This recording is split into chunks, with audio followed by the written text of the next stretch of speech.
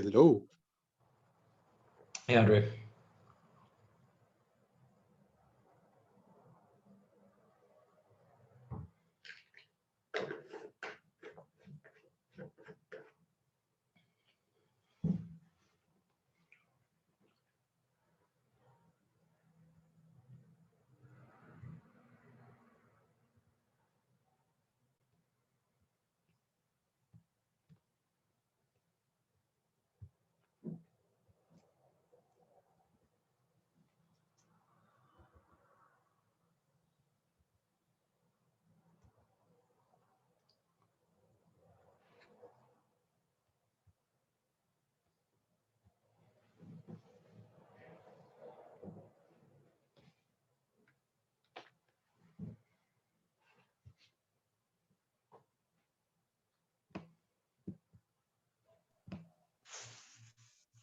Just on the I and you. Private class. Maybe everyone's like as ready for the end of the semester as I am. Oh, I don't know. okay. We'll see who's here. My first class this morning was very small. How are you doing, Andre? Good, but so tired. I find time to do the stuff, do the tasks, what you asked to do, the video. I want to record video with the answers of your question that you really, and I have an idea. You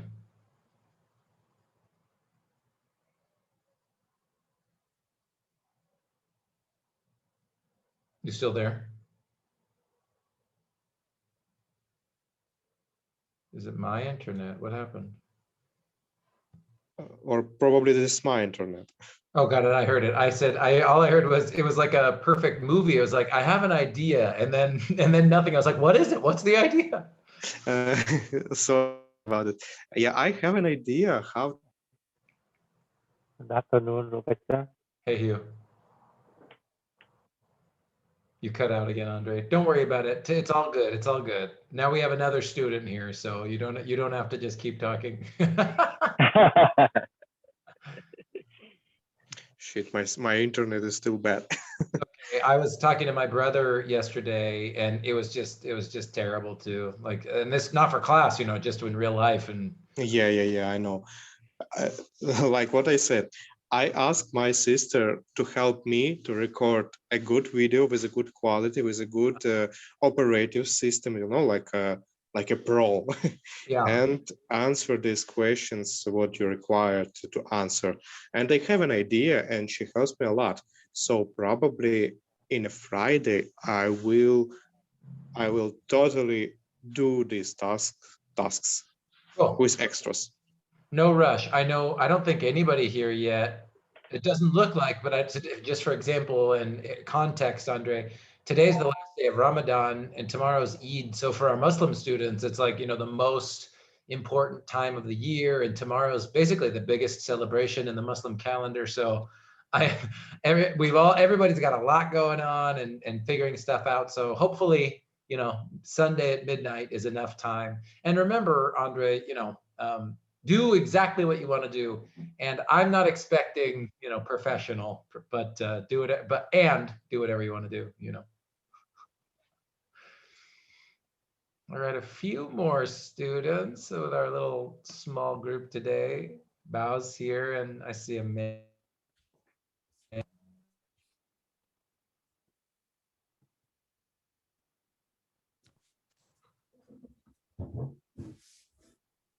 That was weird. Teacher. Hi, Amanda. Hi. Oh, I just came home. How you doing? Wonderful, oh, wonderful. Wonderful. Wow. Wonderful is wonderful. That's great. Yeah, wonderful is wonderful. And I learned something new, something, and oh, my today was so busy. At work? Yeah. They promoted me the new job or something. Yeah, I'm doing more now. It's a little bit different things, and wow, it was awesome. But it It was shows your English is already good enough, Amanda. You know? no. Oh, my teacher today.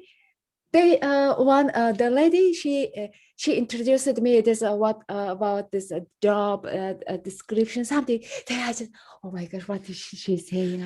I didn't know some what she's saying. Then I said, okay, Really? I just okay. I just okay.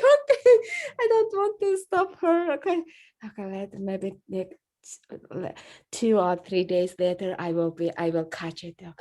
Okay, Amanda, don't give up. It's okay. You can do it. You can do it. I just encourage myself. Love it. Wow. It was. Congratulations. That's great news, Amanda. That's fantastic. And of course, you know, I agree. You can do it. Everybody in this class, if you've done this for 16 weeks or 17 weeks and still talking about sentence types, you can all do it. Yeah. Then I said, oh, that's why I am going to college. That's why I took the class. That's why I have the teacher. Okay, Amanda, don't give up. Very nice. You can do it. You can do it. Just like, oh my God. Amanda, you've got such a positive attitude. It is Oh, an yeah. inspiration. I saw Circle says hi in the chat. Hey, Circle she just says hi, everybody. How you doing?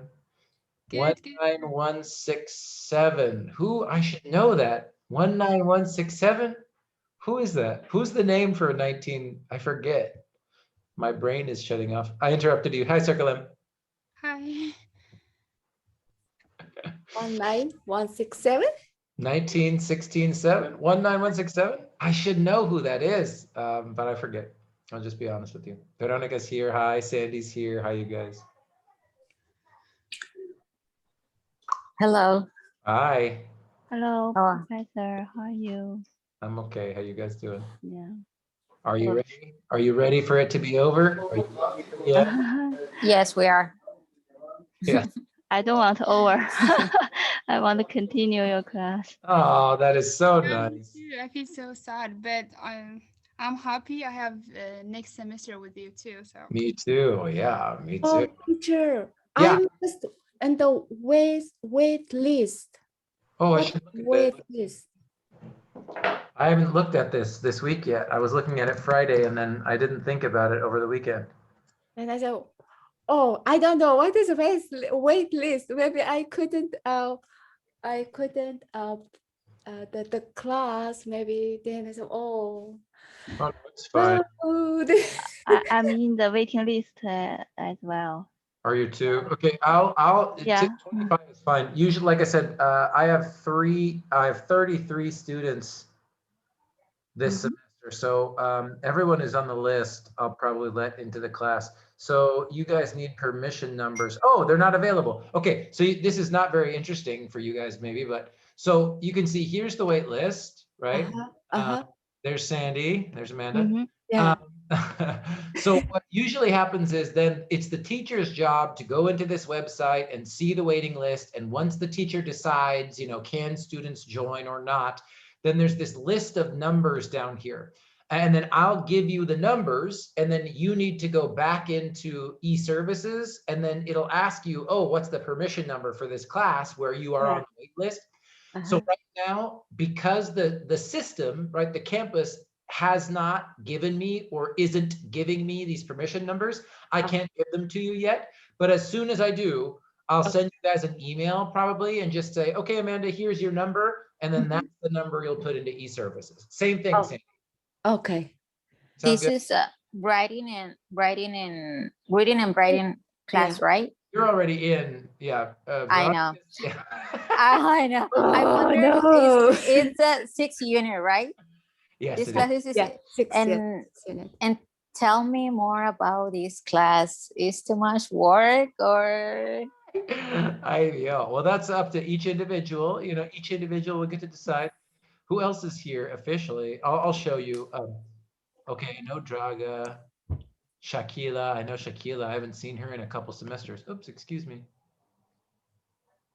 I see Circle too. So it's too much work on assignments or too much videos or No more video. videos, less video, no videos?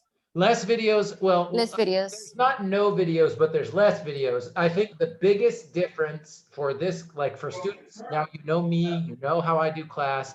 The biggest difference for people who are thinking about taking this class, or whether you take it with me this next semester or in the future, or just taking any other reading and writing class with me, is in this class, there will be less videos and more reading. Now, if I could be honest with you, I'm a realist, right? Do I imagine that every student reads every reading I tell them to read? No, I don't think they do.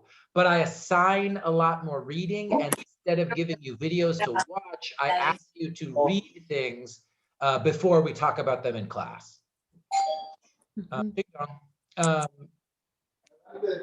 So just for example, I'll put this in the chat actually, you guys. So for my people who are taking the class, or like if Veronica is interested in, you know, what happens, I see Aziz is 1916-7. Hi, Aziz. I'll put this document, this is the syllabus for the class, just so that you can see a little bit more information about what. More reading, listen. More reading. Less videos. We got 2 books to read. We've got 2 books to read in that class. Oh. Here's the syllabus. Then we read the book. Then three books. I have to think three write. books. 3 books. Yeah. 3 books? Huh? Did I forget See, my? si quieres. 7-Up. Si quieres. Yeah, it should just be these 2. It should just be these 2. Why didn't it let me add the syllabus here? Hold 2 on one books. second. Only 2 books. It should be ARC, Spring 21, 325, syllabus, network disconnect. Really weird. Okay. I don't know what's going on. But yeah, I'd say for everybody who's taken this class, so again, for my people who aren't taking this class, I'm sorry. Although a lot of you guys are in this class, like more than half the group that's here today is in the class. I think the writing will be fine. You guys are going to be so much more ready. I mean, I'm really excited to teach 325 with students who have taken my 310 class, because the writing, the sentence writing is going to feel easy for you guys, I think. It's a lot of reading, and that's a big difference. So the beginning of class, what we do a lot is talk about different reading strategies and practice reading strategies. So this means ways to read faster, ways to read and understand vocabulary better, ways to read for the main idea, and ways to read for small details and examples. So the first 3 or 4 weeks, they move a little bit slow, kind of like this class, because we're really trying to build a strong foundation so that you feel comfortable reading, even if you're reading something like in this class or a college class that might be a little difficult. You might not understand every single idea, right? But how do you make sure you understand the main idea so that when you go to write about it, you know, you feel comfortable about, at least you understand what you're able to understand. So that's I'd say the biggest difference between one of the reading and writing classes that I teach and this type of grammar class. So. And yeah, I'm sorry I can't give you the document, but if you want, like, take a screenshot or something. These are the 2 books that we read. They're not easy, but they're not hard. At the beginning, I'll give you guys some readings that are hard on purpose, but it's really just to help you guys practice the reading skills. So these are the 2 most important books that we read. Oh, then if I will take the class. I have to buy this book from online Amazon or some. Yes, Oh. These are the 2 books I ask you to buy. And if you buy, I think one of them especially has a really cheap Kindle, like electronic version. So any version, you know, it doesn't matter. But yeah, these are the 2 books. I think for both it's less than $40. I don't like making you guys spend a lot of money, you know that. So it's not, yeah, these are the 2 books. These are the 2 books. Those 2 books very new. Very new, I think it's best. Yes, yeah. Well, and this book's really new. Yeah, exactly. Yeah. The map is only 1 story is really new. And Hyperfocus, there is a paperback version of this book. So the red book, Hyperfocus, you can buy that in, I have the, you can't see it. I have the hardcover, but a lot of my students in 325 this semester have the paperback. So there are soft copies of Hyperfocus as well. Yeah. A paperback book is cheaper than. Exactly right. Exactly right. And this book, A Map is Only One Story. I'm just curious. Why not? We're here. We're just talking now, but.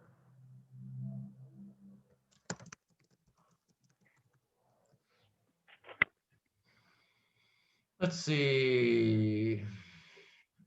15 bucks. 15 bucks for the paperback. 12 bucks for the electronic version. Pasta blanda, soft cover, I think. Pasta blanda. Veronica, is that right? Paperback. Yeah. And then hyperfocus.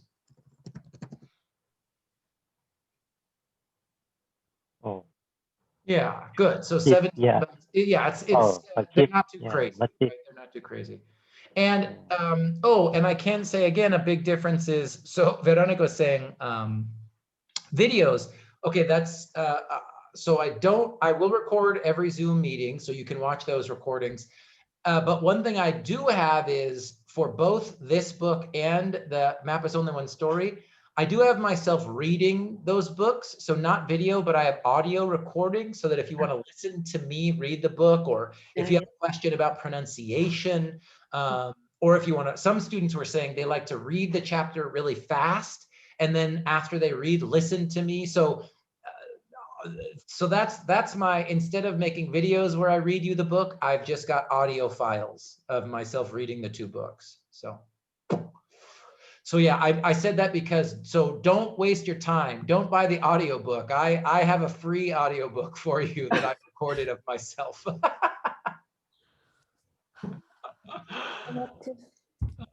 Like I said, my hope is that it feels like I'm there reading the book with you.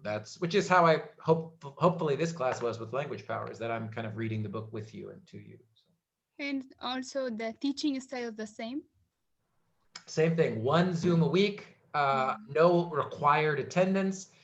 And in terms of like teaching style, yeah, you guys know, I said this in my early morning class, right? Like, if you think, here's a metaphor, is like, the way that I teach is like, think about a car. I am the driver, and our class is the car. And you guys, your questions, your ideas, your examples, you are the gasoline, man. Because if students don't have questions, it's hard for me, because I am not, it's the same way, Circle M. It's not me just talking for 2 hours straight. I can't do it. I need to hear from you guys. I need to know what you want to learn.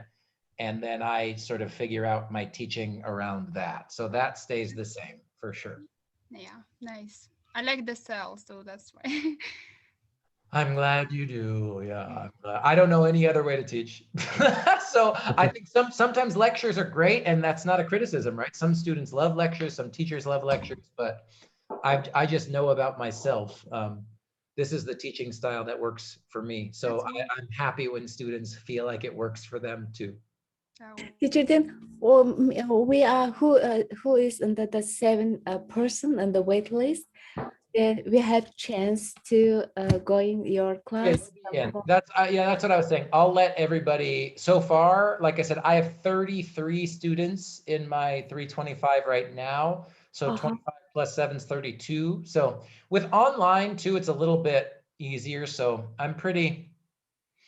You guys know me. I mean, I like to think that I'm pretty generous, so you'll be fine, Amanda. You're in. Okay. You're in.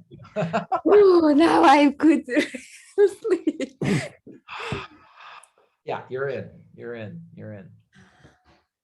Cool. Any other questions? Now that was fun. I have a question, Professor. Sure, Aziz. Let me turn on my camera because I don't know first how the number came. I don't know how it changed. I just pay attention. No problem. Regarding the test, writing grammar test 2, I had a question. I got your comments. Yeah. Last week I sent you an email. I think, I don't know you got it or no. And I texted you today. You texted me and I texted you right back. Yeah. Oh, but I checked the text. That's okay. And yesterday I sent you an email. This morning I text you, but I didn't check back. No problem. Since today is the last day meeting of the class, right?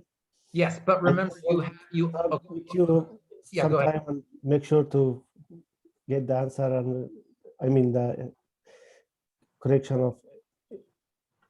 Yeah. So remember, or whatever. May 16th, right? So that's the last day, midnight, May 16th. That's this Sunday. So if you have revisions, if you have lessons to submit, if you have the extra credit, if you have the final reflection, right? May 16th. So, you know, Ramadan's over today, tomorrow's Eid, and then you've got a few days after that, you know, midnight, Sunday, May 16th. So yeah, Aziz, I said in the text, we can meet in my office hours tomorrow if you want to talk about your assignment or anything you need, right?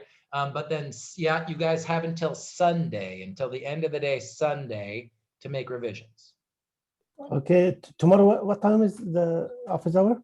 I'll make an appointment because it's the end of the semester, so lots of students want to meet okay. at the end of the semester. Because I came from work around 4:30, maybe after 5. Let's text or reply to my text. We'll find a time. We'll find a time. Thank you so much. Yeah, I didn't check the text yet. Sorry. No stress at all. Sometimes it takes me time to respond to, so no problem at all, Aziz. No problem. Thank you so much. Yeah, I saw Veronica's blue hand and then I saw Bao's blue hand. Veronica, ¿qué pasa? I submit the wrong assignment, and I finally understood what you said in your text today. I was like, oh, I got it. Yeah, okay. So can I do again? Yes, I think actually, oh, thank you. You're reminding me. I need to fix this, don't I? The number of attempts. Yeah, hold on. This is good because Veronica was saying she submitted a different document in the final reflection. So I need to make sure that you can submit more than one time for the final reflection. This is grammar number 4? No, this is This is the final reflection. You're good with grammar writing 3, right? You don't need to resubmit for grammar writing 3. I did, but you're not graded yet. I think I just got it today, like 2 hours ago. Okay. So hold on one second. Okay, so you can. So for anybody, not just Veronica, but excuse me. For the final reflection activity, I do have unlimited attempts. So if you submitted something on accident or you want to resubmit, that's fine. I'm going to save that. Let me make sure I have the same for grammar writing 3 here, Veronica. Thank you. Yeah. No pude dormir hasta que me contestaste. Veronica says she can't sleep. She couldn't sleep until she got this, you know, resolved, solved, figured out. Let me fix this. IDO. Well, I hope. I mean, grammar is important, but you guys, sleep is way more important than grammar. Okay. Yes. And unlimited attempts. Okay, so you can revise, you can resubmit, you can submit the correct document, whatever you need. Everything is set up in Canvas, so the technology is okay right now. Okay, thank you. I think what did it say? I have 7 more to grade. I'm almost entirely done with grammar writing 3. They look so good, you guys. I do want to look at a couple. I noticed that there are 2 or 3 really common errors that I did want to show you guys today, but they look really, really, really good. Really good. Bao, I saw your hand. Do you still have a question? Yes, I just want to ask, do you have another grammar class like higher level, or should you suggest to our students? Because I feel like I want to improve more, grammar to get my grammar stronger. It's, you know, if any students, right, if a student takes G310, if that student gets a C, a B, or an A, then they're done with grammar 310 and they can go to grammar 320. And grammar 320 is the highest level of ESL grammar we teach at American River. And right now, unfortunately, you know, American River College does not have, you know, if you want to take a grammar class at ARC, you got to take an ESL class, right? Most of the regular English classes are like analyzing literature and stories and books, or about writing essays. So there's not, this is it. So we have G310, you pass with an A, a B, or a C, you go to G320. That's it. Now, Veronica's here, she could tell you, you can take a lab course. So the ESL lab, you can take half a unit, 1 unit, 1.5 units, or 2 units. And in the ESL lab, you can practice your speaking, and you can work on workbooks that help practice with grammar. Now, I'm happy to say that some of those grammar workbooks will be changing soon. I think right now it's a little bit old school, it's a little traditional, but it is still good. It's still a place where you just practice grammar and you get units for that. So I don't know about, have you ever taken a class at the ESL lab? Do you know what that is? No, I don't. I'll put a link. This is your class that I have. I took grammar class. I took writing class in CRC. So she suggested me to take your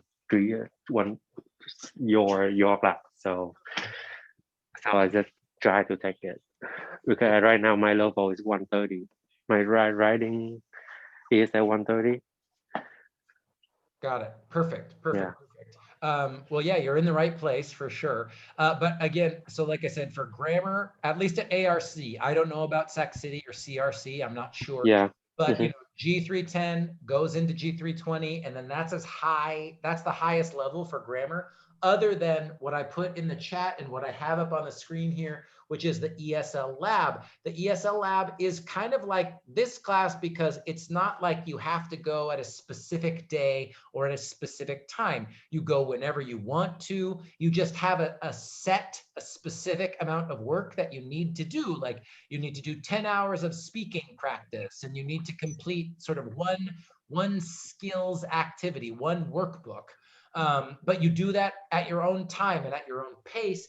And you have ESL faculty who work in the lab to help students with those questions. Now, like I said, Veronica, just because she was taking the lab this semester and I got to work with her a lot, right? I mean, yes. Can you talk about first?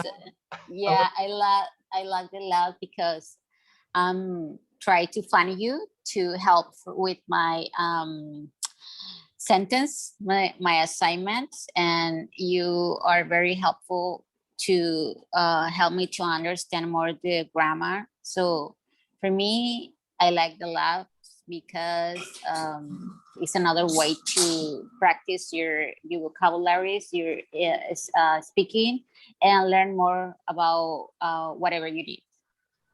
Cool. So thank you.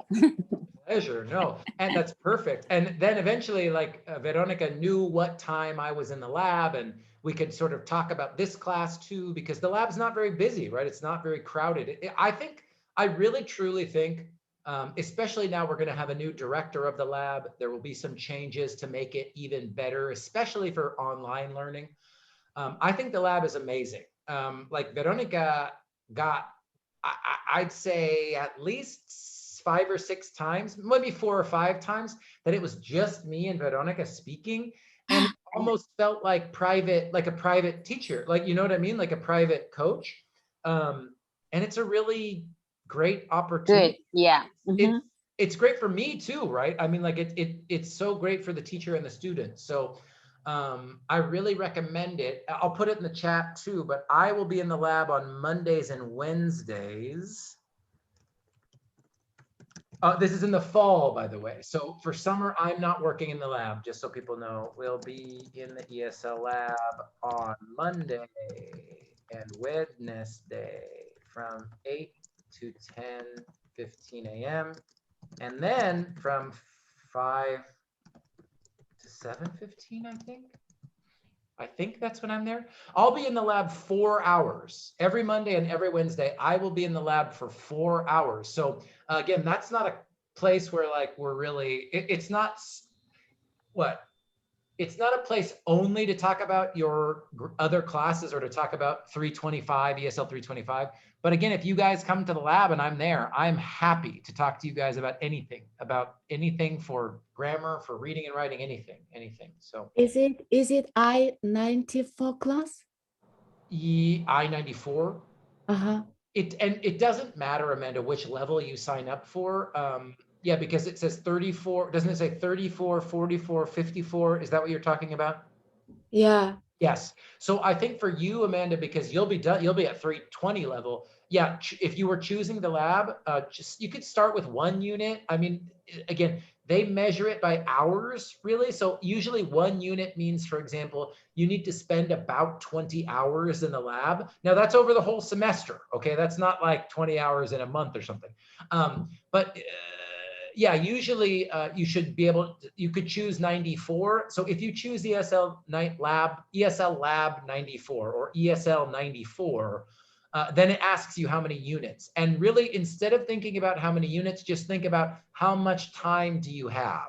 Because if you sign up for 1 unit, that'll be less work than 2 units. Do you know what I mean? Mm-hmm. Yeah. If we finish, for example, if we finish 94, yeah, we continue on 94 next semester, or we just stop. That's a great question, Hugh. I think you can. At least I've never seen it where even if a student took 94 1 semester, then they weren't able or the lab didn't let them take 94 again. I've never seen that. So if you've already done 94 and you want to take the lab again, yeah, choose 94. Choose 94 again. Yeah, because you want to practice speaking, because this lab are very good practice besides speaking. Yeah. Speaking conversation, but besides that, we can do work program Yeah. for grammar, reading, some even writing. Also, Yeah. also very good. That's where I met Hugh the first time was in a lab. Did you take lab this semester, Hugh, or just in the summer? No, I just take accountant class. This semester. Yeah, some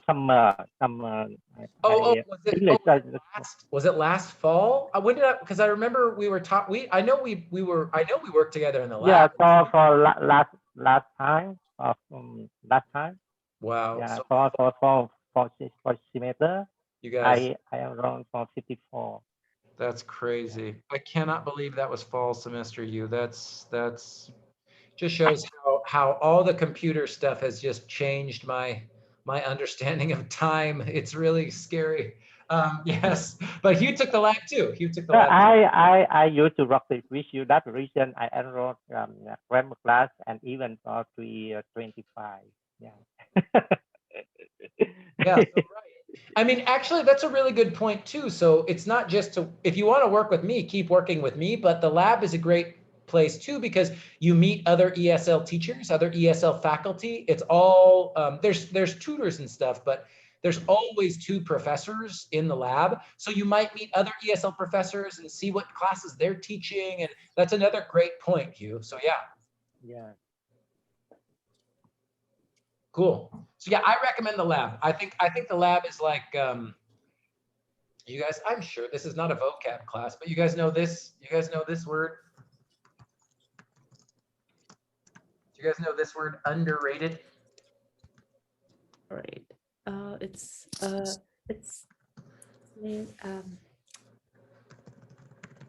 Go ahead, tell us. It means it's not good rated.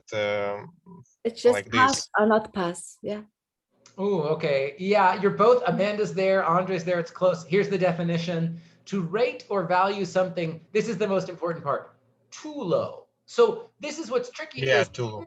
Even if you say, what's a really weird example? Like this book, right? Okay. So let's say, even if I said, what's going on? Even if you said about a book or a movie or something, you're like, it was a really good movie, right? You're still saying something positive. But I could say, wow, I thought it was a good movie. And then someone could say, wow, you're really underrating it because it's an amazing movie. So it's kind of like this idea of even if, regardless of whether you say it's good, bad, or in between, if you say it's underrated, you say, wow, it's even better than people think it is. And that's what I mean about the lab. I think people have good things to say about the lab, but especially with everything online, you guys know, I mean, you could pay hundreds of dollars for like a private online English class. And that's kind of what you get in the lab. I really think it's an amazing, I think it's really underrated. I think it's really underrated. So yeah, check it out. Check it out in the fall, or if you need units in the summer, check it out in the summer. I won't be there, but I know both of the professors will be there in the summer, and they're both very, very kind and wonderful people. I already took the I-90 for summer class. Mm. And what is teacher? What is 0.5 to 1.5 of the units? Then I just took this 1.5. Then it takes 4 weeks. Yeah. Yeah. Again, think about instead for the lab, if any, and this is true for anybody watching the video, and this is I'm talking about this a lot, but it's good for all of you guys, right? And people watching the recording. If you're thinking about the lab, the best way to think about units, instead of thinking about units just as units, think about it as time, right? Because especially with the online, like you're going to have to do a specific number of hours to practice speaking, right? So if you sign up for 1 unit, okay, that's, you know, some set amount of time. 1.5 units is even more time. So I think Too much. yeah, it's a lot, isn't it, Veronica? It's too much. Did you do a unit? I always well, last time I took just half a unit. Yeah. And it was 20 hours on speaking, yeah. and 4 interview. I choose a speaking session because the workbooks is like not too much for me. So no. And a speaking session is more like relaxed, talking with the teacher, or ask about something that you have on your assignments, like me with you. Or reviewing. So I'm thinking to take it with the next time, just have unit. If I'm going to your classes with 6 unit, because I am thinking that I need 2 months help. I like that. That's fair. And like I said, if you're one of the people taking my class, I think 10 hours of if like Veronica saying 20 hours of speaking, she did, right? So if you think about that for 325, if you do 10 hours of speaking and then 10 hours of reading, that's probably a better use of your time for 325 for sure. For sure. What does mean 10 hours speaking? Yeah, Veronica, you want to answer that? You have you can get in the conference Zoom with a teacher. I'll show you.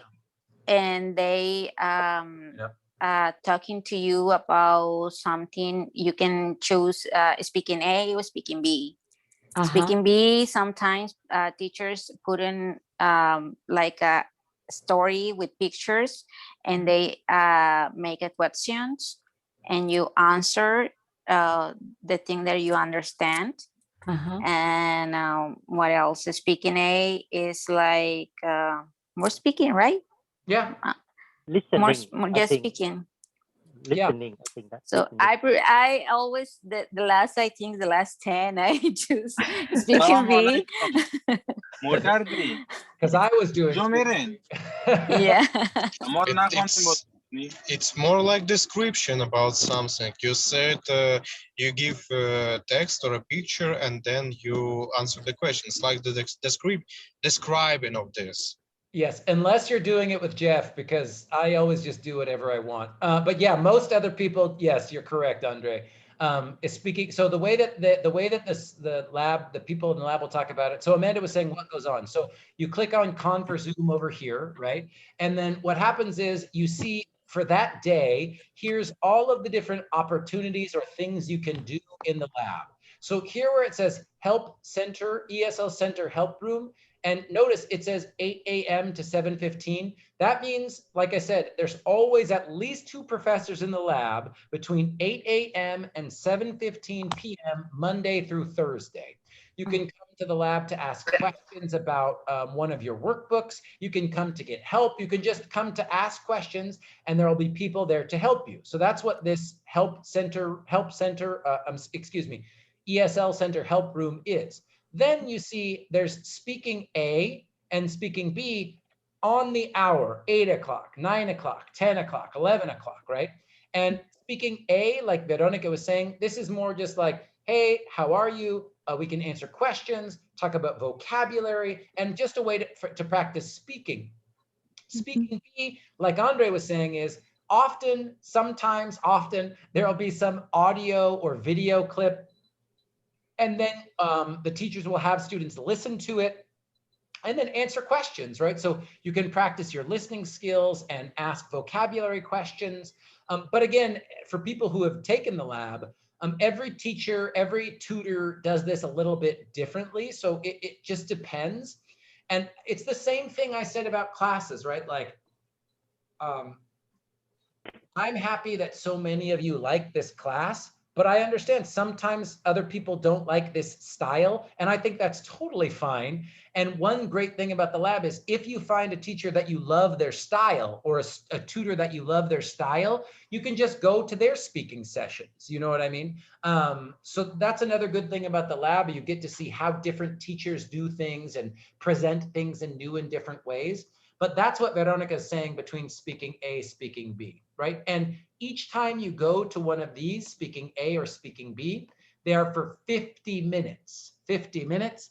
And then like Veronica was saying, to get one unit, she needed to do 20 hours over the whole semester.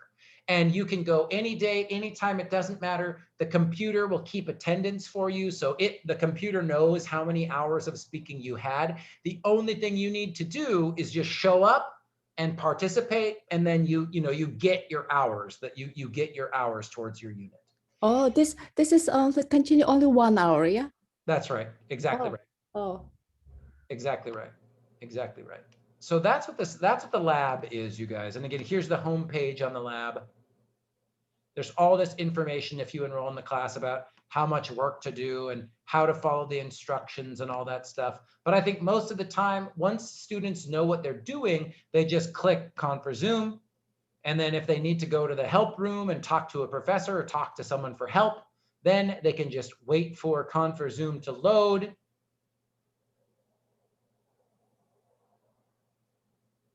And then they'll click the help room, click join, or if they just want to go to speaking at whatever, 4 o'clock, okay, then just click join. Oh, okay. That's how the lab works. Oh, okay. It's pretty, like I said, I think it's great. Andre, did you do the lab? I just asked him, he might be away, so. Whoa. I know, did you do the lab, Andre? Probably, yes, I do the lab, but 3:30. Got it. Okay, perfect. Cool. Yes, no, I'm do the much higher stuff. Got it. Got it. Yeah, I didn't mean to scare Andre by just saying his name. He's like, wait, what? Sorry. No, I'm just I was not on your planet. but I'm listening. I know about this. Yes. Okay. Been there, done that. I'm not on your planet. I love it. Yeah, I'm not on my own planet a lot, so not a problem. Any other questions about the lab or anything else? I'll show you I want to show you a little bit of grammar, but any questions today? Oh, teacher, now I am a intermediate high level. Yeah. Then I didn't take my intermediate high level speaking, reading, and writing classes. And when I just jump it as advanced low level reading and writing class, then I have to finish my intermediate low level rest of classes. I have to finish, yeah. Okay, that's such a good question. Okay, so remember, listening and grammar are very different than reading and writing. So just for like how they matter for classes and enrollment stuff is the big difference. I'm not talking about what you learn. I just mean like to the college. So when you were saying, so you've taken G310, have you taken a reading and writing class, Amanda? No. I just took only grammar this semester. Did you take a placement test? Yeah, I did. And where did you get placed? The professor sent to me. Okay, I was looking. I have to take ESL 315 and ESLG 310. Well, you did that. ESLL 310. Good. Yeah. Okay. Perfect. So yeah, you got placed into the 310 level, but the good news is for you can take 325. You know why? It's because it's up to the teacher, and I got to work with you, and I know you. So that's it's different for every student, every situation. There's something called prerequisites. That just means you're supposed to take this class, or you have to take this class before you take the other class. But there's ways to get around that. So for you specifically, Amanda, not a problem. Not a problem. Mhm. Yep. Okay, thank you. Yeah. Then Sure. I said, oh, then I maybe I have to finish my ESL 135, ESLL 310. I have to maybe the next spring semester. If you want to take a listening class, Amanda, then start with listening 310.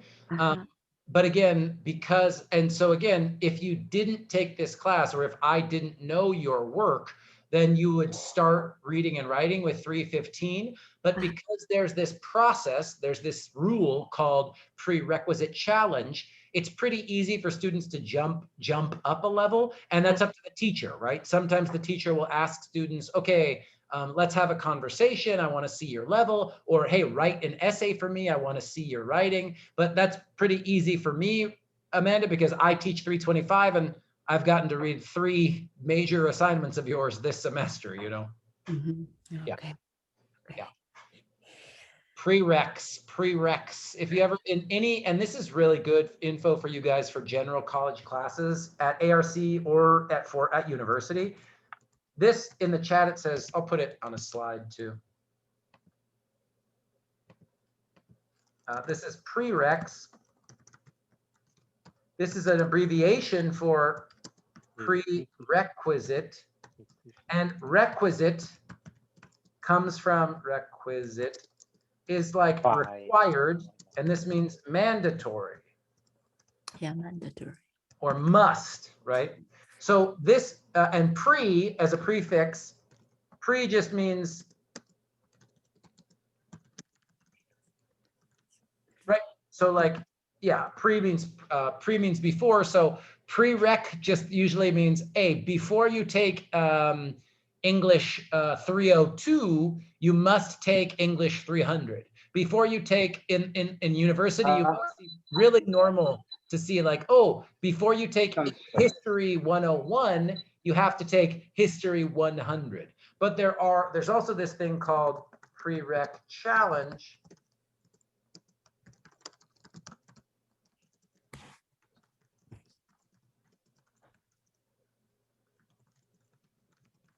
So, you know, like everything in a big school system or government system or whatever, there's rules, and then there's always ways to get around the rules.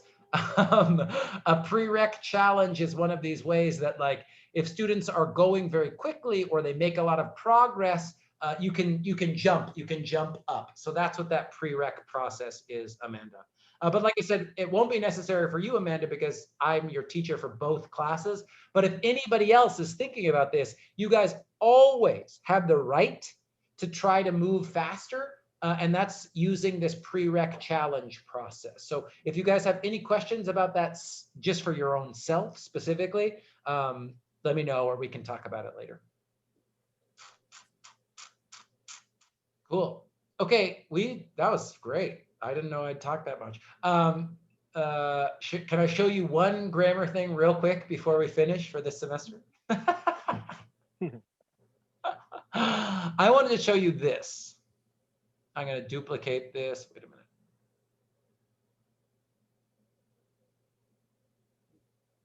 Oh yeah, okay. So we did student Q&A actually. If I look at so we did student Q&A at the beginning. I'll finish my review. Actually, I want to say, instead of possessives, I wanted to show you one more thing. I'm going to duplicate this, and I'm going to just call this prereqs.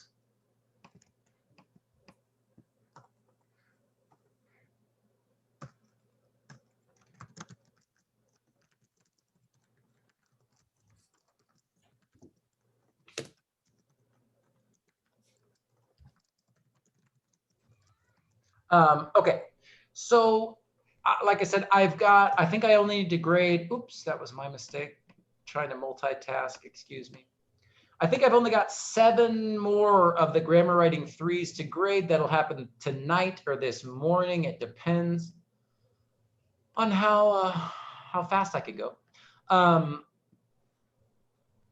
I've seen 2 common errors that I just wanted to talk about as we finish up this semester. Your analysis for identifying modals, auxiliaries including the modals, and for identifying the main verbs is quite good. What I'm so happy about is this idea of how are we marking the tense of the verbs. You guys are doing absolutely incredible work there. Fantastic. There's one challenge we're having that'll be my last lesson for you this semester. And I want to start really simple, actually. So,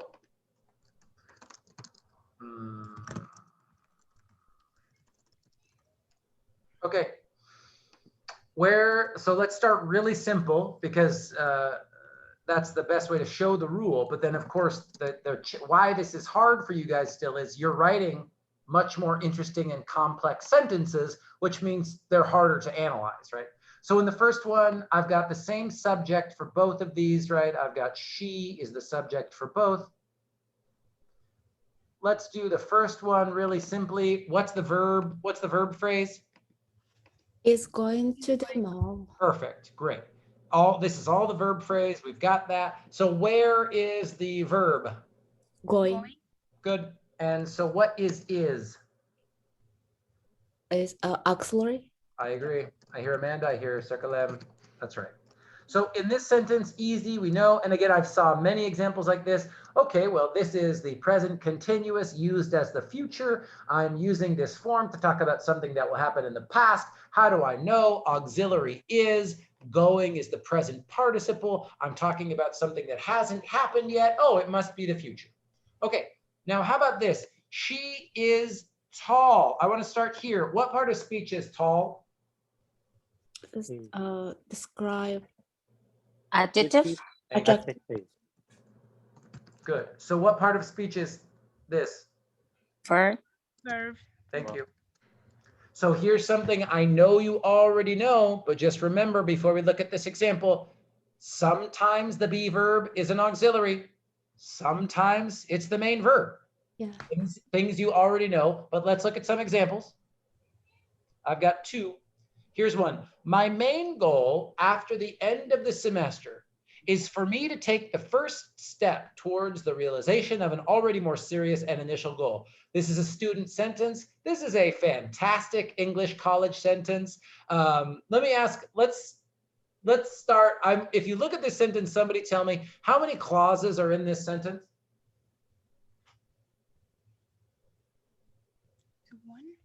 1. 1. 1. Absolutely. So what type of sentence is this?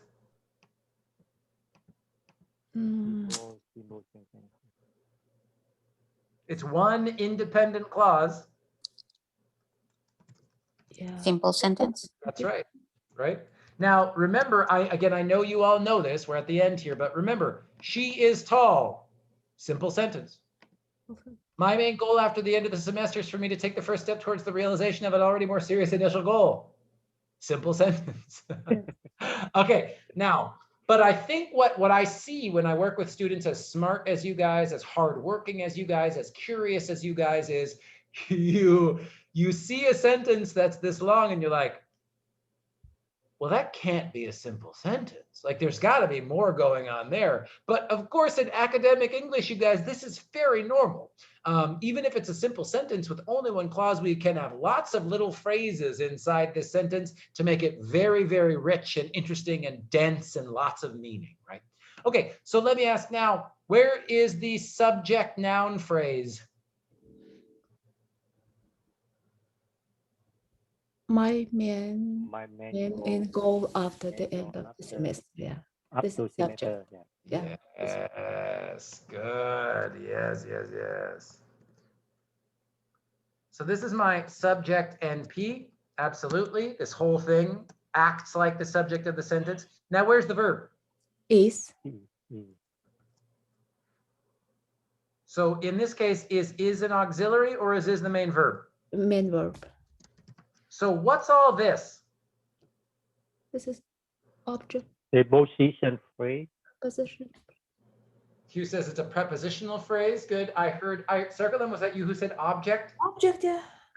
Amanda said object. Anybody else? Subject, verb, object. Probably object. Someone tell me, Amanda or Circlem or anybody, if we're going to call this an object, what is evidence to say that this is the object? How do we know? What's the test?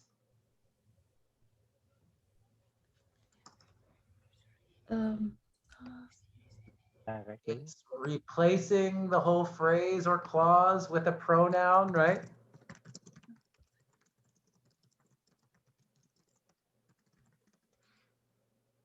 Right? This is exactly like this something test that we've been talking about all semester long, right? So could I say my main goal after the end of the semester is something? Does that make sense? Yep.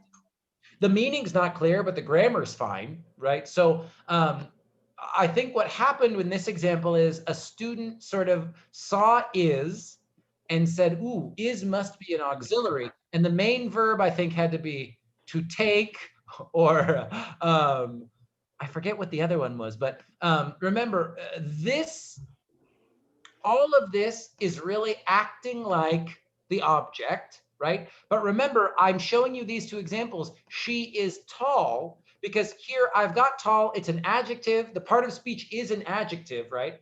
And in a sentence where the adjective comes after the verb, we understand that this is one of those stative verbs, linking verbs, thinking, feeling verbs, right? So she is tall, she is happy, she is confused, she is scared, whatever, fill in the blank, right? We put an adjective after that verb is, and it's a little bit different than an action verb, like she is going to the mall. Now, I think this is just a heads up for you guys when you're writing longer sentences like this. All of this acts like something that modifies or connects to or describes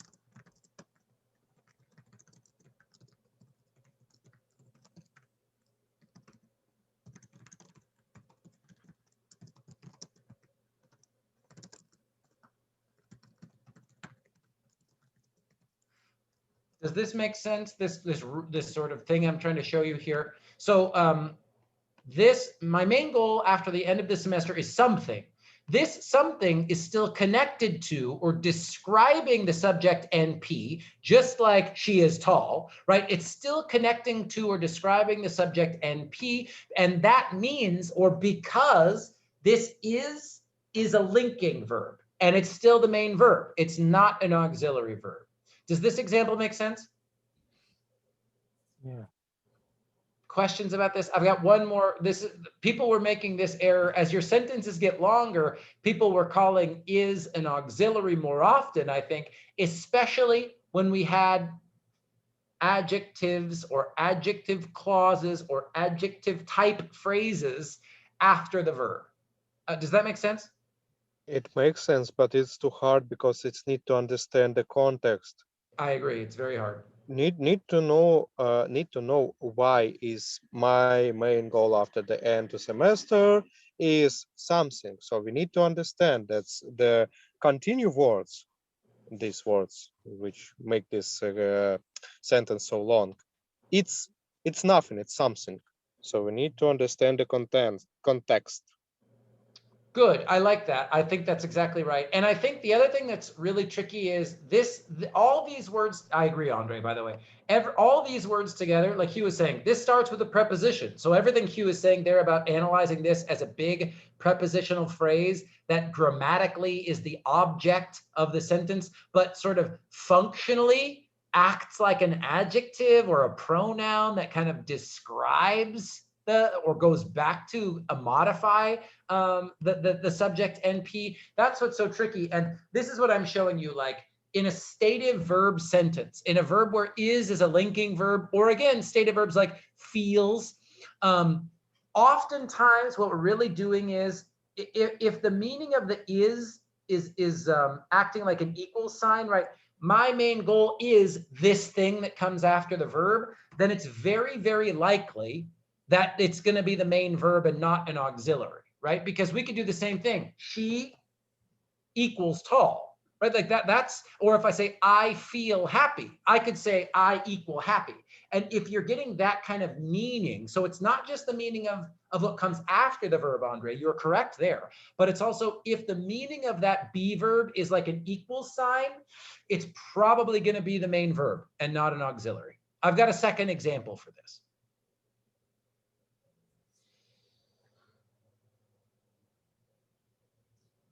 Okay, at the time, I was not fluent in English, but I tried to explain myself. First of all, how many clauses? 2. Thank you. Too close. Good. What type of sentence do we have? Complex. Compound. Compound. Good. Andre said complex at first, changed his mind. I've got a fanboy, right? Yeah. That's Great. So let's do the first one. Subject here, I. Is the other one I too? Yep. and another I. Exactly correct.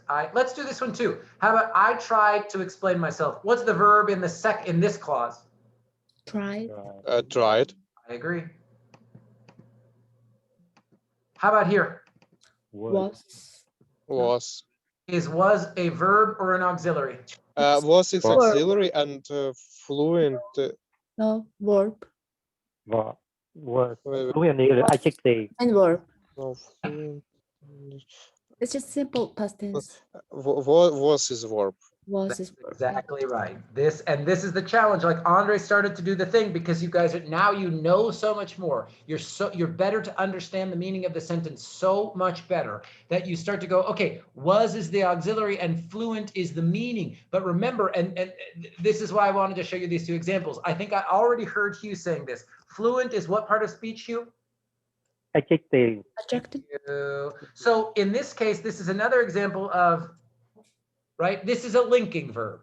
Was is like a stative verb. It's a linking verb. I could put an equal sign between I and not fluent, just like I could put an equal sign between she and tall, right? So this is still really hard, okay? But hopefully it can help you guys as you're thinking about, is the be verb an auxiliary or is it the main verb? And this is really, really important, not just for when you're analyzing sentences like in this class, then it's very helpful. But you know, this can really help for if you've ever had a teacher underline a sentence and say like, you've got two verbs in here, right? For example, no one is doing this in this class anymore, but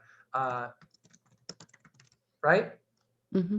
When students start to learn English, it's very normal for students to write, I am go to the store, because we see the be verb. We see the be verb acting like an auxiliary all the time.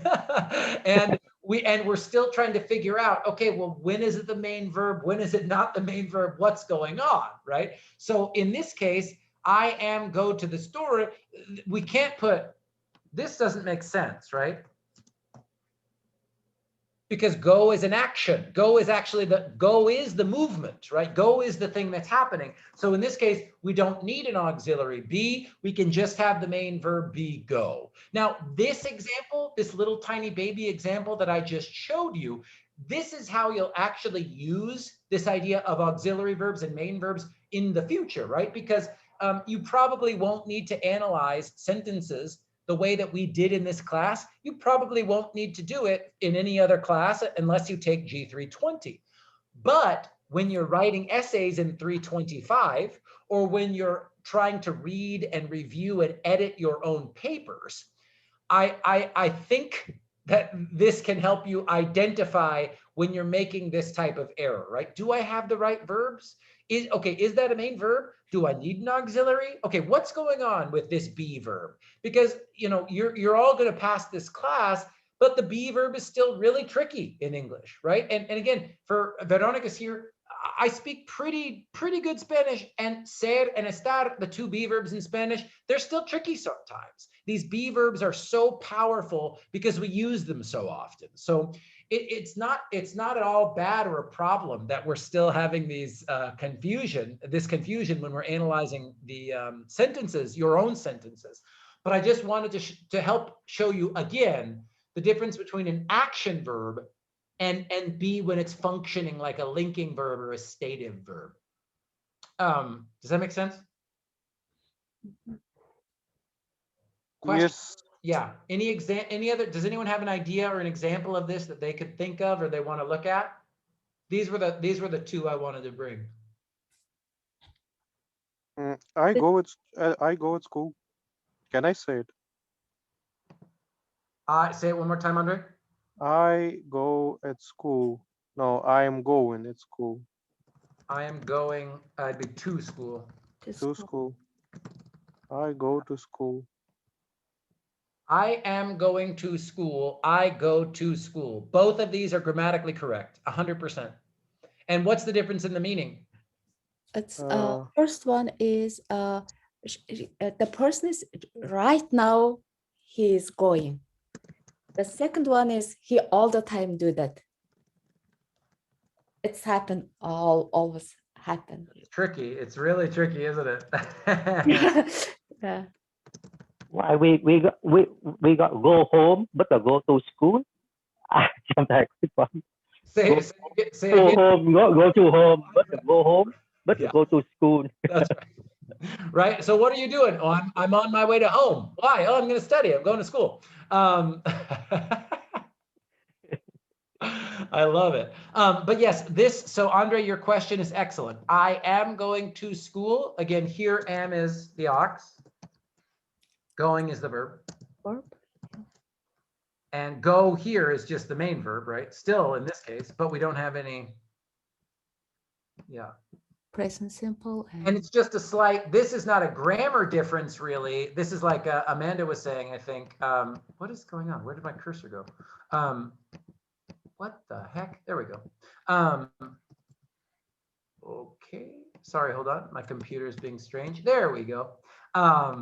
So the difference here is not really grammar, Andre. It's just about the meaning of these two. Like which verb tense you choose will really just, it's up to the meaning that you want to give the listener or the speaker. Does that make sense, Andre? Yes. Other questions, ideas, examples? But the sentences, teacher, I try to explain myself. It's hold on. It's myself is This one? uh-huh. Okay. Oh, that was like in the other sentence. Yeah. Okay. So your question is, what's going on? Is it a part of speech question, Amanda? When I did the whole sentence, it was that time my English my English was not okay. Where is this? Okay. There we go. At the time I was not fluent in English, but I tried to explain myself and why myself. This is called, we didn't talk about this. I think this is in Language Power. This is definitely a G320 thing because this can get pretty, tricky. I mean, I'll show you the list here. Anyone can show you the list, that's fine. But how and when you do this, I'll put this in the chat, Amanda. This is called reflexive pronouns. This is called reflexive pronouns. There's a link, let's see. And I don't want to just go deep into the rule right now. It's kind of tricky. You can review the website. And like I said, it's a G320 sort of example here, but these are reflexive pronouns. That's not a bad chart. Maybe I'll put this in the, hold on one second.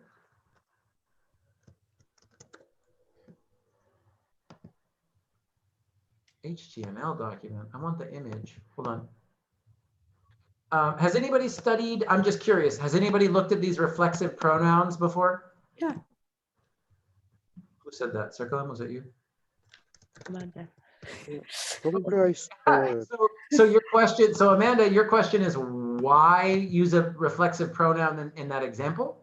Yeah, then I try to explain, the person have to write, I tried to speak, I tried to explain what I have to say. Why the sentence can make like this, but I try Yeah. to explain myself. It's mean what kind of things. Yeah, I tried to explain my idea. I tried Yeah, to yeah, explain yeah. So I'll go on here. I just want to multitasking. Forgive me. So my brain is a little bit.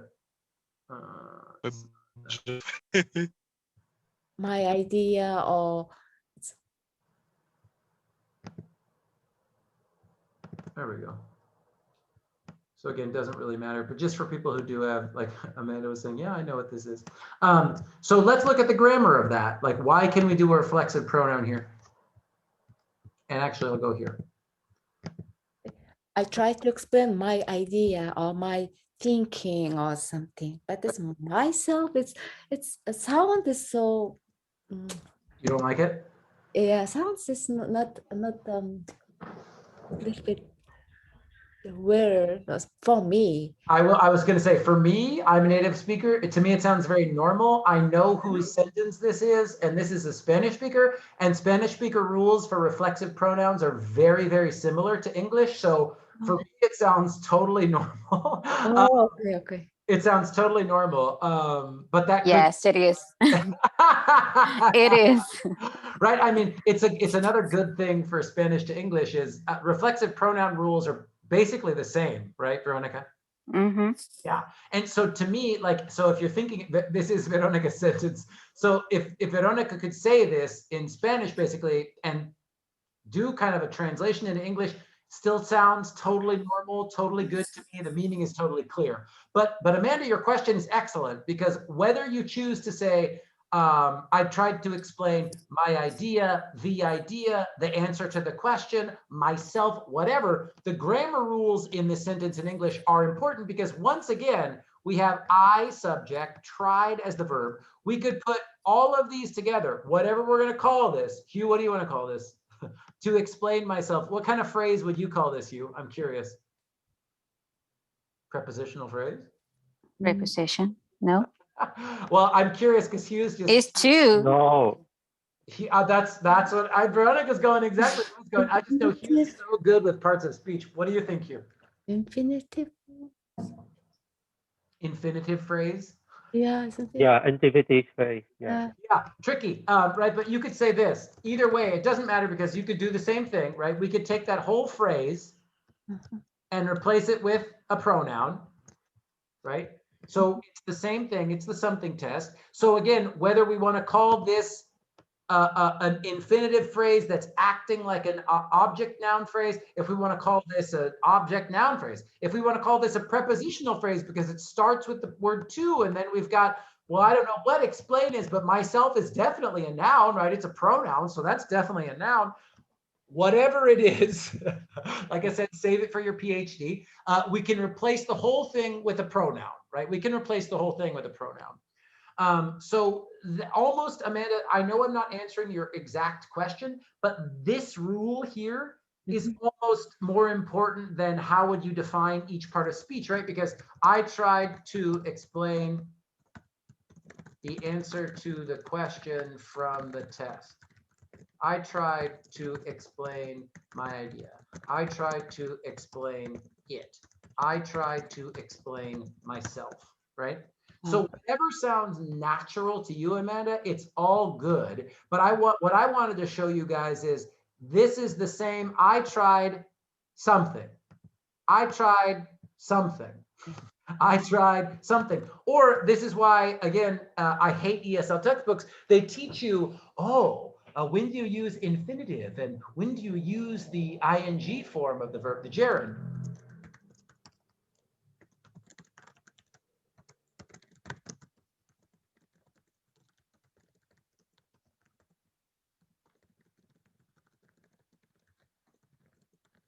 I want to make sure I don't add a clause here.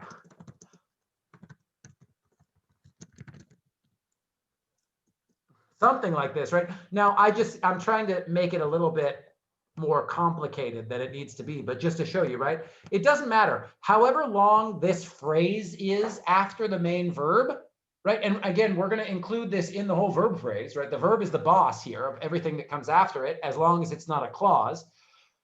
Everything, whether it's myself or any longer phrase, the grammar doesn't change. So Amanda, if reflexive pronouns are weird or don't make sense to you and it sounds better to say my idea or the idea, that is perfect. The grammar is totally fine and the meaning is basically the same. If you come from a language where reflexive pronouns are basically the same as in English and it's easy, that's great too. You know, that's totally great too. Yeah, does that help? Jeff, I have a question. I'm ready. What if I say, I tried myself? So like, you know, like on exercise, I tried myself. Mm-hmm. So it's still, I tried something or not? Yes, definitely. I'm gonna just for meaning, I'm gonna change the verb here a little bit. Like, I think you're saying like tested, like you're how much? Yes. Yeah. Okay. Yeah. So I tested myself. I tested my strength during the workout. I tested how much. I tested my dog. Right. I tested my dog. Great. Absolutely correct, Andre, right? All of this, myself, my strength during the workout, how much grammar ability, my dog, all of this could be replaced by a single pronoun. That means, because that group of words doesn't have a subject and a verb, it's got to be a phrase. So again, for this class, if you leave this class sort of being able to test out the boundary of a phrase or a clause by using that pronoun replacement test, the something test, that is fantastic because it's going to help you understand sentence structure a lot.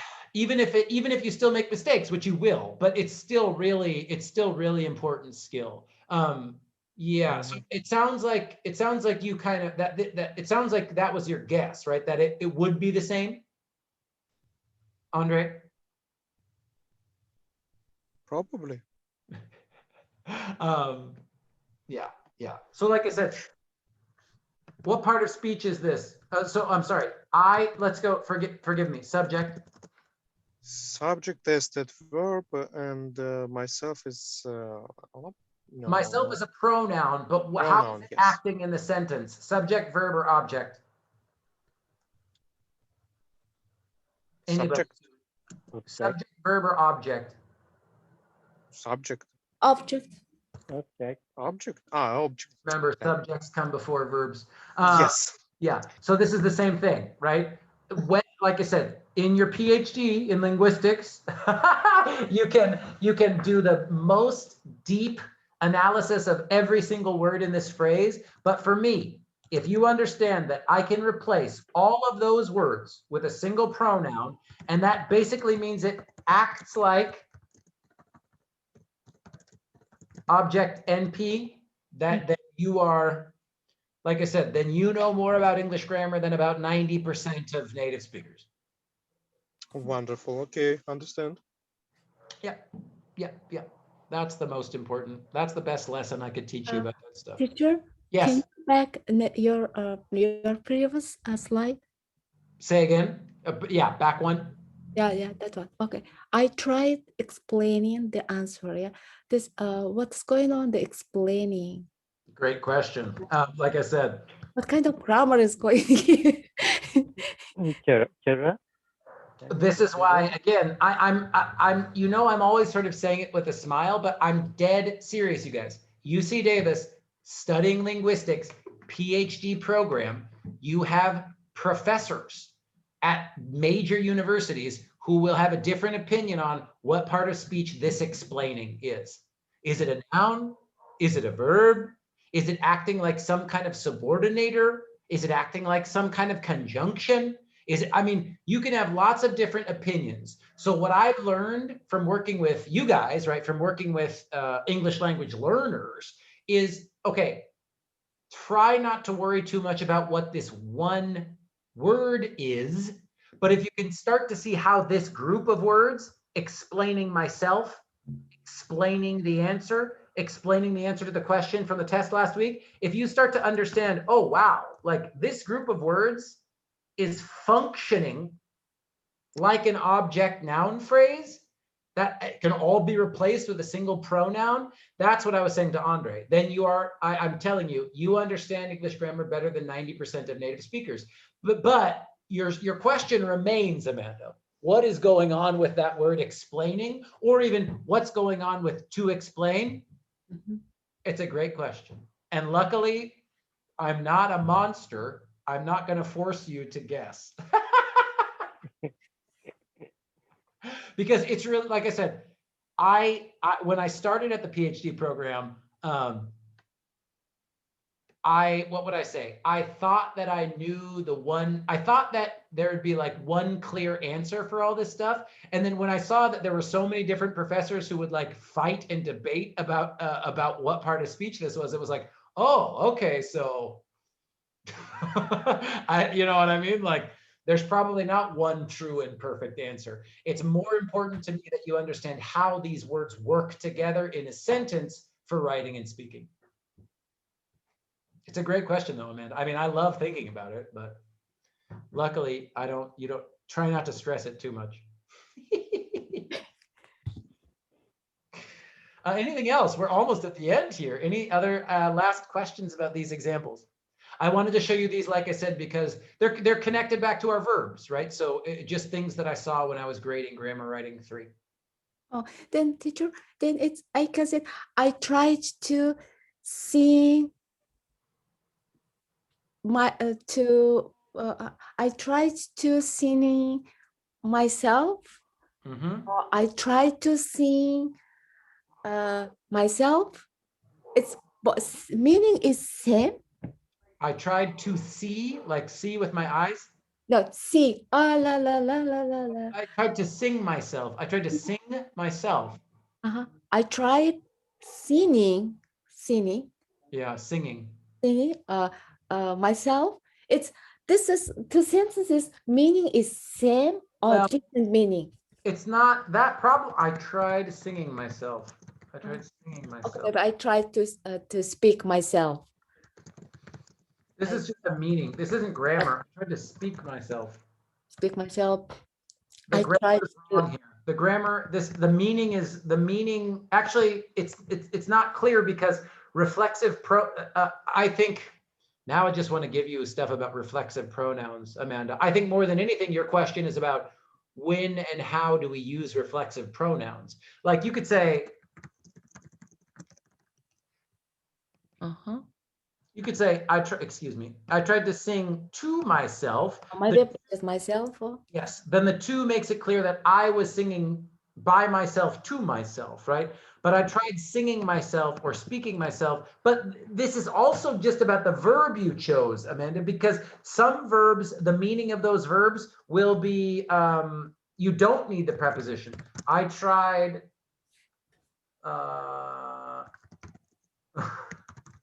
now this makes sense, right?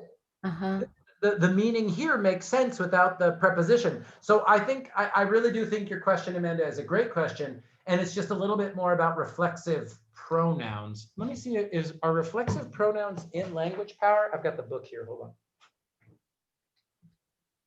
And then we'll finish up here. I know we're just about at the end. Reflexive pronouns.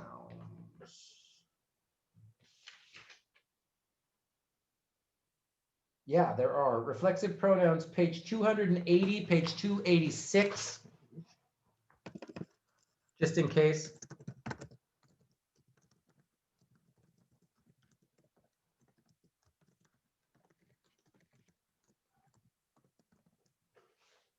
(280, 286).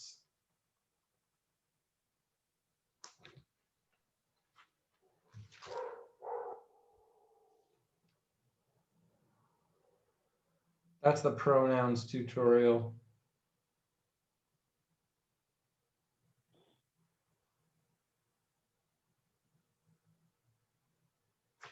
I'm going to look at it too. So I know, you know, we've only got 7 minutes, so I'm not going to be able to review this all together, but at least I can, if you have questions about this, like Amanda, here on page 286, it says, a reflexive pronoun is a form of a personal pronoun with self or selves, okay, myself, yourself, whatever. It is appropriate to use a reflexive pronoun only when it refers to another noun or pronoun in the same sentence.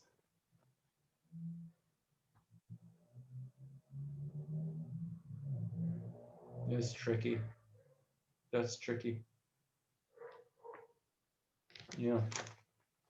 I'll see if I can find more resources for you, but at least you could start there in Language Power, Amanda. Questions? All right. Any last? Yeah. Yeah. I tried loving myself. So which one is a verb? Like tried and loving is. Oh, such a good question. What do you think, Circular? So loving is an action too. So It is. What do you? tried. But what do you think? I was thinking is loving is a verb and tried is auxiliary. I don't know. It's confusing. Tried is a main verb, Yep. and love is, I'm still. Again, it doesn't matter. It's a reflexive pronoun, yeah. Remember, Myself is pronoun. the only thing that matters for this class is if you can replace the entire group of words with a pronoun, then we're going to call this object. And Now pray. I tried something, right? I tried something. The meaning here is still, it's in the action of this sentence is about trying. This is the thing that I tried, right? Does that make sense, Circle? Yeah. And this is why, again, you know, if you guys go to 320, maybe you'll get to practice infinitive versus ing. I just think the way that most ESL textbooks teach this infinitive versus ing is not helpful because the challenge is not just like, when do I use ing and when do I use infinitive? It's this exact question that Circle M just asked, which is, but wait a minute, like it looks like there's two verbs in that sentence. And it does. So instead of it, so that when I tell students this, I think sometimes it feels like working backwards almost. So I'm saying, okay, we're not sure yet. Circle M had a great idea. Maybe tried is an auxiliary and loving is the verb. Well, if you're not sure, zoom out, right? Go to the context of the sentence, find the subject, verb, and object, right? And if you can replace the thing that comes after the verb with a pronoun, then you know, oh, wait a minute, actually, like, I can't do this.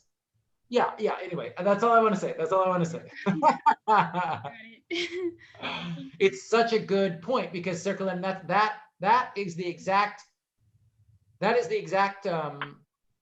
error that I was starting to see in some students' analysis. And like I said, it totally makes sense why you would analyze the sentence that way. That makes total sense to me. But like I said, when in doubt, you know, use that something test. See, can you see where the phrases end and begin? Because if you can, you really start to feel, hopefully, you start to feel comfortable and confident with what's the verb, what's the action, what's the main action in the sentence. Such a good question. Anything else? Because if not, we're just about at time. And it's what's coming up, nothing, right? At the end, I'll just say again for people who are here or people who are watching, remember, Sunday, May 16th, midnight, that is the last day to submit coursework for this class. So if you've got revisions, if you've got the final reflection, if you've got extra credit, if you've got lessons to make up and do, please make sure you have them in Canvas by that time. And then starting next Monday, I'll be grading everything and getting everything ready and getting ready for the summer semester. Any questions about that, about the due dates or anything else about the business of class before I finish up here? I have one question. I already posted on grammar 3. Yeah. So I had one sentence a little confused for me. Then I just put in on a code in bolding the sentence. Yeah. So, like, if you see that, can you explain for me when you grade it, please? Sure. Yeah. Thank you. Yeah. I don't remember if I looked at yours today or not. Yes, definitely. Anything else about the business of class before I take a minute to just say goodbye to you guys? No, that's all. Cool. Well, then I will just say, thank you all so much for an amazing class. You know, I wanted to share with all of you guys, this class changed my mind about what was possible with online learning. You guys, because you have so much energy and you worked so hard, you have such great questions. You know, I think before this class, I really thought, okay, like online is okay. There's some good things about it, but it's really hard to have a real dynamic. And, you know, I'm just so lucky and so grateful that you guys brought energy, brought great questions. Because like I said at the beginning, right? Like your guys' passions, your guys' goals, your guys' dreams, your guys' questions, that is the gas that makes this car go. So I just wanted to say thank you so much, you guys. I loved coming to class on Wednesdays and working with you guys. You know, I love talking about grammar, but it's even more fun when it's with students like you who are so hardworking and so passionate. So thank you all so much. And I'm so grateful also that I'll get to keep working with some of you guys in 325. If you're not taking my 325, please, I would love to work with all of you again, take a class with me any semester that you are still here at ARC.